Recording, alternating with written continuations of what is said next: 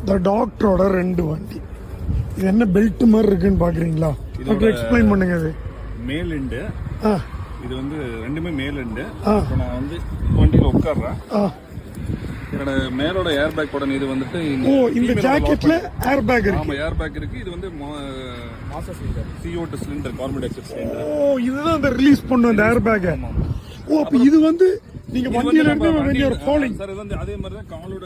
இது வந்து இன்னொரு பெல்ட், இந்த பேண்ட் இருக்கு. சோ நம்ம ஆக்சிடென்ட் ஆகி வண்டியில இருந்து இதுக்கு சிலிண்டர் இதுக்குள்ள இருக்கு. இருக்கு பாருங்க. இதுக்குள்ள செப்பரேட்டா நான் உங்களுக்கு கழட்டி காட்றேன்.